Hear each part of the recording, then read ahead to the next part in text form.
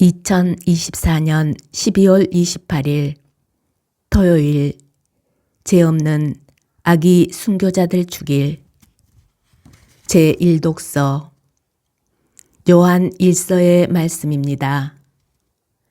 사랑하는 여러분, 우리가 예수 그리스도에게서 듣고 이제 여러분에게 전하는 말씀은 이것입니다. 곧 하느님의 빛이시며 그분께는 어둠이 전혀 없다는 것입니다. 만일 우리가 하느님과 친교를 나눈다고 말하면서 어둠 속에서 살아간다면 우리는 거짓말을 하는 것이고 진리를 실천하지 않는 것입니다.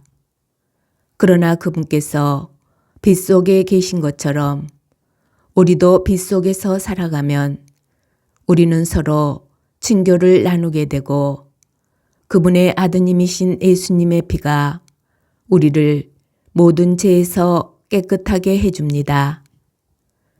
만일 우리가 죄 없다고 말한다면 우리는 자신을 속이는 것이고 우리 안에 진리가 없는 것입니다. 우리가 우리 죄를 고백하면 그분은 성실하시고 의로우신 분이시므로 우리의 죄를 용서하시고 우리를 모든 불의에서 깨끗하게 해주십니다. 만일 우리가 죄를 짓지 않았다고 말한다면 우리는 그분을 거짓말쟁이로 만드는 것이고 우리 안에 그분의 말씀이 없는 것입니다. 나의 자녀 여러분, 내가 여러분에게 이 글을 쓰는 까닭은 여러분이 죄를 짓지 않게 하려는 것입니다. 그러나 누가 죄를 짓더라도 하느님 앞에서 우리를 변호해 주시는 분이 계십니다. 곧 의로우신 예수 그리스도이십니다. 그분은 우리 죄를 위한 속죄 제물이십니다. 우리 죄만이 아니라 온 세상의 죄를 위한 속죄 제물이십니다. 주님의 말씀입니다. 복음 마테오가 전한 거룩한 복음입니다. 박사들이 돌아간 뒤 꿈에 주님의 천사가 요셉에게 나타나서 말하였다. 일어나 아기와 그 어머니를 데리고 이집트로 피신하여 내가 너에게 일러줄 때까지 거기 있어라. 헤로데가 아기를 찾아 없애버리려고 한다. 요셉은 일어나 밤에 아기와 그 어머니를 데리고 이집트로 가서 헤로데가 죽을 때까지 거기에 있었다. 주님께서 예언자를 통하여 내가 내 아들을 이집트에서 불러내었다 하신 말씀이 이루어지려고 그리 된 것이다. 그때 헤로데는 박사들에게 속은 것을 알고 크게 화를 내었다. 그리고 사람들을 보내어 박사들에게서 정확히 알아낸 시간을 기준으로 베들레헴과 그 온 일대에 사는 2살 이하의 사내 아이들을 모조리 죽여버렸다. 그리하여 에레미야 예언자를 통하여 하신 말씀이 이루어졌다. 라마에서 소리가 들린다.